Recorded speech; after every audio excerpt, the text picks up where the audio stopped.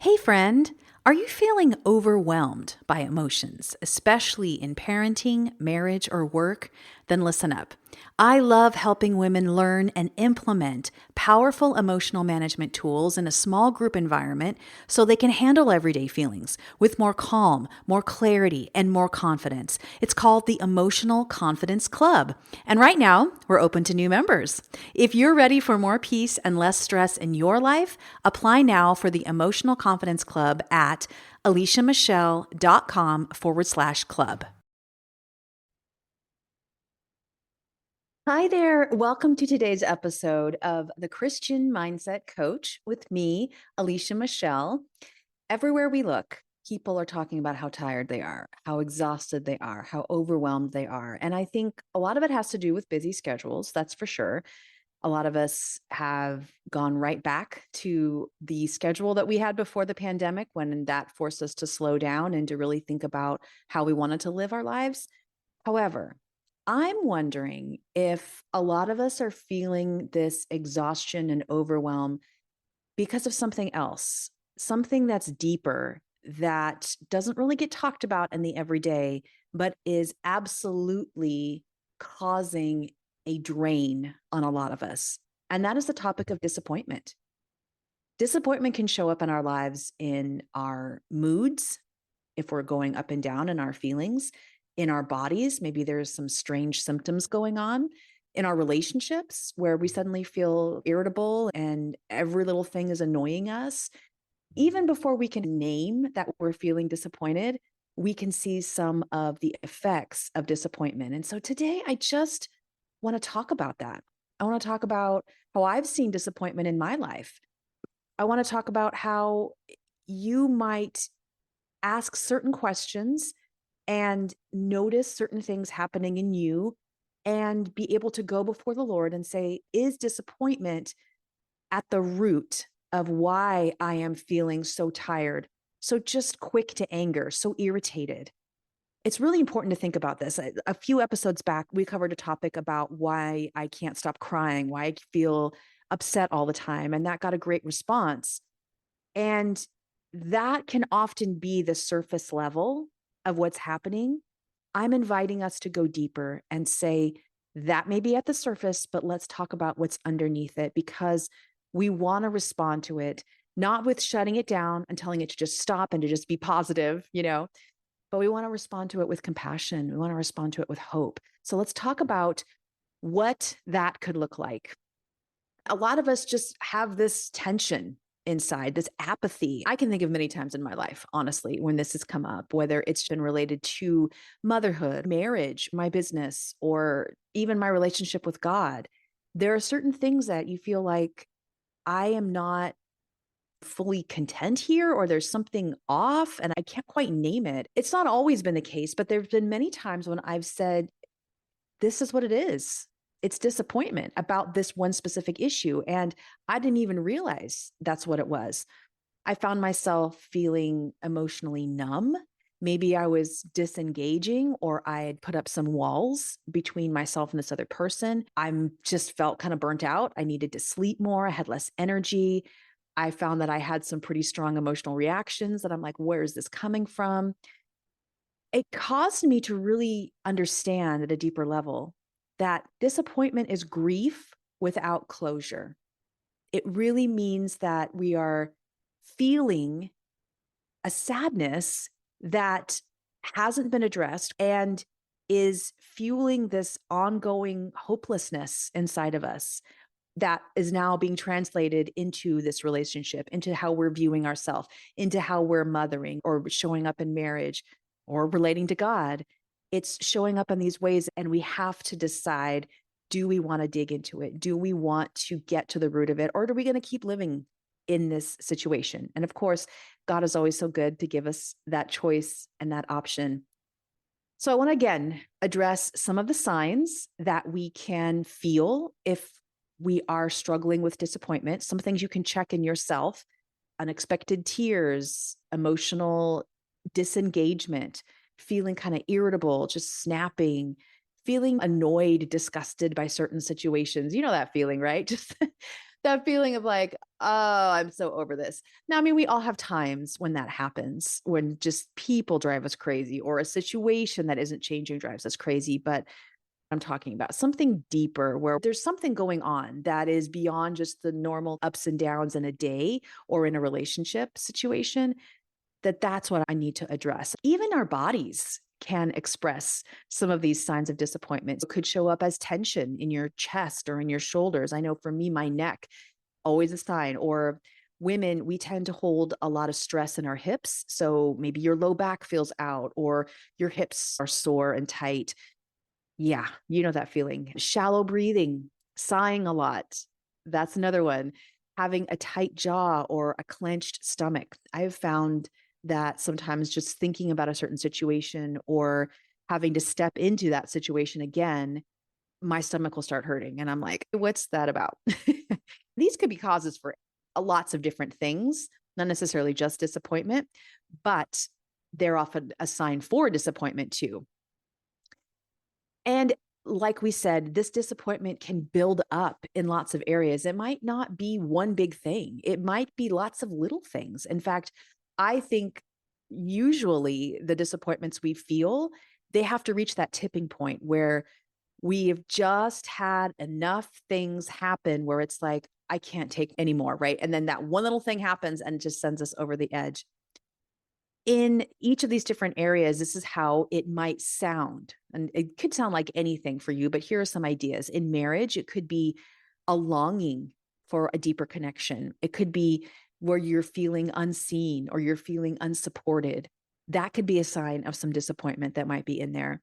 In parenting, it could be expectations of wanting your kids to do something specific, like obeying in a certain area, expectations of there being more peace in the home or less frustration and dysfunction happening. It could be a reality of things needing to change, of course, but it could also be that you're more sensitive to it because of some disappointment you're feeling about maybe how they're responding or how you expected things to be different. In extended family, disappointment can look like this healing, this closeness that you so desire that just hasn't come yet. This can be so hard because a lot of times in these relationships where there's extended family, maybe we are living close to these people and we see them every day, or we may not. As we get closer to the holidays and things like that, we're tending to be around our extended family more often. This disappointment starts to come up again. The feelings of, why can't I be close to my sister? Why can't I be close to my brother? Why is it that my grandparents don't fully accept me? An episode that's really good where we talked about this in detail is the episode about emotionally immature parents. So if that's you, where you're feeling that disconnection with your family, extended family, and you're knowing that it's partially because there's some emotional immaturity happening, that's a great episode to listen to. This is an important one too. We can see disappointment in our faith. I know that might even be taboo to say in a Christian sort of conversation, but I want to open that up and say it's not taboo, because if we are in a relationship with God, truly an honest relationship, then that means that we're allowed to have questions. We're allowed to wonder what if and why haven't.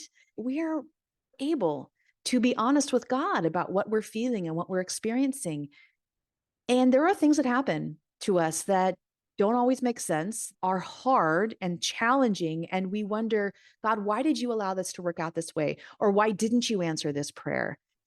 And there can be this resentment that builds up with God, this disappointment.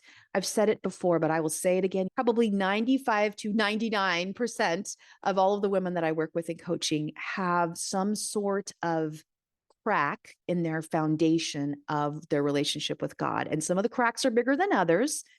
If we're building our life on the foundation of Christ, if there has been some sort of disappointment, if there's been some sort of loss that we haven't worked through that relates to the why questions, especially, it can leave this crack where we're like, I trust you, but that can even make our faith feel like it's empty or we're checking a box, things like that. So I encourage you that if you feel those sort of things about your relationship with God, if it feels stale, if it feels like I'm mad at God, it's okay to go before him and say, I'm disappointed about how this worked out and how that's affecting my relationship with you.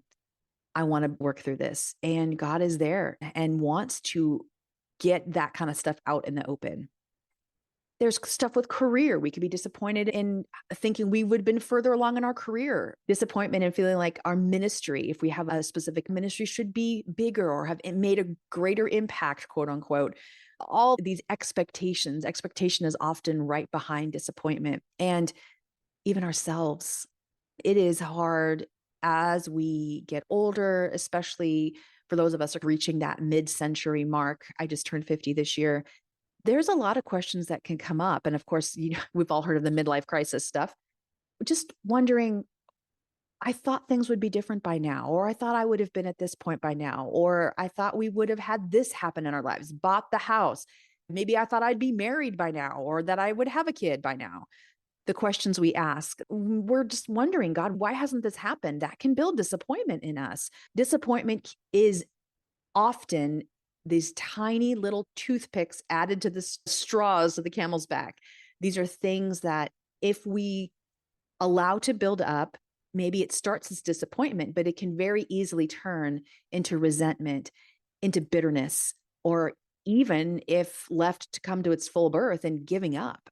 There's so many stories, but I'm thinking of a story of that contrast between a book I was reading recently. It's 1,000 Gifts by Ann Voskamp. I know you've probably heard of this book. It's not a new book. It's been around probably 15 years now. But I happened to be looking through it again recently. She shares these two stories of her dad and her brother-in-law. Both of them had heartbreaking losses of their children. One of them to this tragic, horrific accident, and another one to disease. And in fact, the brother-in-law had lost two of his kids to a genetic disease. There is this comparison without comparing them, like this one's bad, this one's good, but there is this juxtaposition between how each of them dealt with that tragedy and that extreme disappointment. I mean, you could say disappointment in those situations. I mean, we would be completely sidelined by the loss of a child. Disappointment is not strong enough to describe this, of course, but there is disappointment underneath that too. And I'm sharing this because in that sharing of those two stories of those two men, one of the men, her father, chose to turn his back on God, chose to say, that's not something that I can walk in anymore, because if God was in control, he would not allow that to happen to my daughter. Her brother-in-law, on the other hand, said, I don't know all the answers, but I know that I don't need to know all the answers to trust God and believe that he is still in control, even though these horrific things happen to our family. To me, when I hear those two stories, it makes me realize that both of these men dealt with deep sadness and disappointments and the horrific loss of losing a baby. One of them leaned into the pain and was willing to open up that wound and work through the disappointment that's there, while the other one saw the wound, maybe ignored it. We don't know, and I'm not here to judge that. But just as time happens, it's almost like if there is an open wound, the skin will grow over it. But if there's an infection inside, it's going to cause the tissue around it to become gangrene or gangrenous, I guess you would say, unless we open it up and clean it out and then heal it over. That disappointment can build and cause all sorts of dilemmas and problems, and eventually even turn away from our faith. This is why it's really important to notice disappointment and not be afraid of it. It can be so scary because disappointment is admitting that we have no control and that this happened and it makes us sad. And then we think, okay, so now what? What am I supposed to do with this? How am I supposed to feel this? So it's not an easy emotion to lean into, but it is an important emotion to address, because if we don't address it, it can progress down the line to all of these things, this hardening of our heart in each of these different areas, closing us off from God's good plan and his ability to work in our hearts, whether it's related to our relationship with God or if it's marriage or career or parenting. This disappointment can eat our souls alive.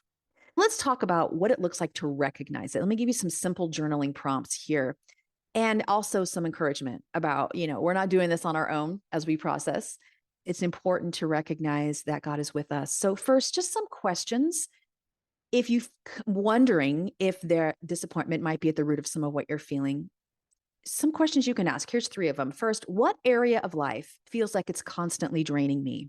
Is there a point where you just feel like that heaviness when it comes to approaching this aspect of your life? Consider that. Let the Lord speak to you on that. Second question is, what did I expect that hasn't happened? What did I expect that hasn't happened?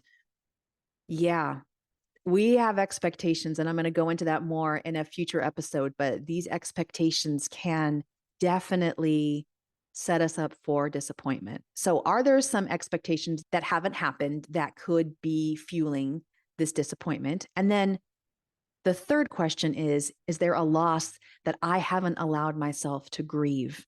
Kind of like that story of those 2 men processing the loss of their children. Have you given yourself permission to step into that grief and work through it? As you're looking at these questions, look for patterns.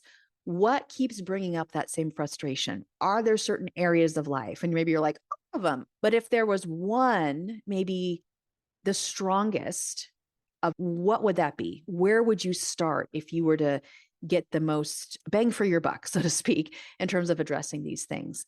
And then even just starting to say, it's okay that I may have disappointment in this area. Giving yourself permission to see it and acknowledge why it's plausible. That's the first step in the ADD method that I talk about and teach in my book, Emotional Confidence, and what we teach in the Emotional Confidence Club. And so hold on to that thought because I'm going to be talking about that more in detail in a second that relates to this topic.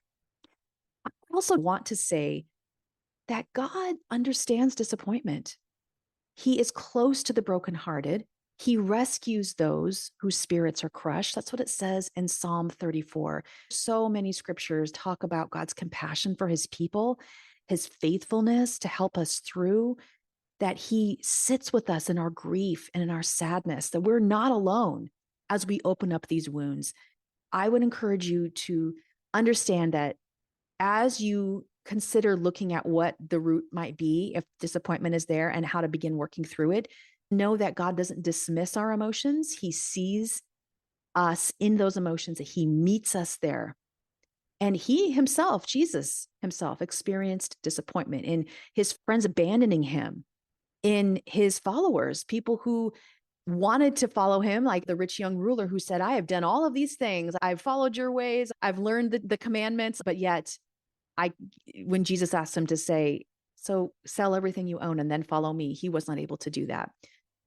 There were so many disappointments that our Lord experienced in this world, knowing that his people would reject him, the people that he came to save, the Jewish people, that they would reject him. Can't fully understand the grief that Jesus saw, but only to say that he understands grief and he understands disappointment and wants us to bring all of it, even if it feels super tiny, to him. And in fact, these can be opportunities for us to grow closer to God. So if this is stimulating some thoughts in you, like, you know what, I probably do have some disappointment in me that needs to be processed. I want to help you outline how to process the disappointment you may be feeling and do it in a group that feels safe, welcoming, warm, and surrounded by Christ and even science-based teaching about how to work through our emotions. And that is the Emotional Confidence Club. I host a membership group called the Emotional Confidence Club. And I've been hosting this group for about 9 months now. It's fantastic. We are switching our format starting in July of 2025. We are switching our format to be for 2 months. We are going to cover one topic for 6 weeks. In July and August, we are covering the topic of disappointment, healing from disappointment. So for those first 6 weeks, we are going to walk you through very specific tools to work through the idea of disappointment, to identify it in your life, to process the feelings behind it, and to begin applying some of that in your relationships, in different situations. You will even have what I'm affectionately calling our playbook, a written manual for yourself with your own answers filled in. That's going to be something you can refer to as, this is what I'm going to think. This is my action response to this. I am so excited. I think it's going to be a very awesome, practical, great way to go deep into this. These aspects of the Emotional Confidence Club are super powerful because I'm going to be teaching these concepts and leading you through them, but there's also a small group element. So if you've ever been to a women's Bible study, often we'll have a women's Bible study at a church where there is one person teaching the topic, or you're watching a video together, you're reading a book together, but then you break into small groups and you talk about it. That's what we're building in the Emotional Confidence Club. I will have a topic that we'll cover for 6 weeks, and then we'll take 2 weeks off to catch up and welcome new people into the group.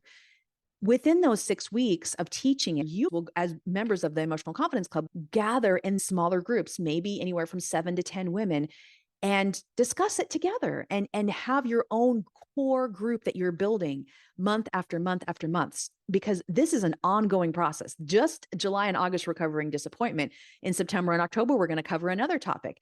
So it's an awesome way to work directly with me, build fellowship and accountability with other women, and to go deep, have practical tools based on emotional tools that work. We have a roadmap that we cover, and every time we address these issues, that's going to really change you in these areas. So if you're interested in this topic, specifically about disappointment, this is the time to join us.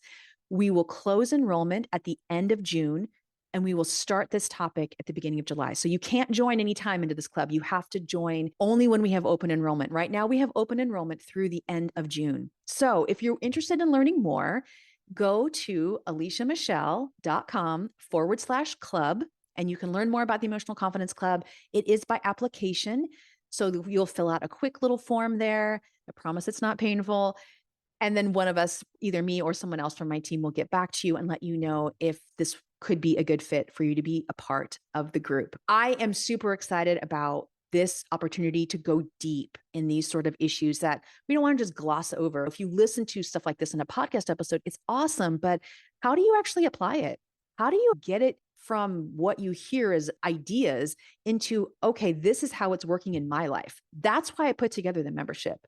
That's why I put together the Emotional Confidence Club. I want it to be something that is a laboratory for you to begin using these tools in a very real way. So if that resonates with you, then please check us out, aliciamichelle.com/club. All right. Look forward to talking to you more about this. We will have another awesome topic on disappointment next week. I can't wait to talk to you about it. Take care. Bye-bye.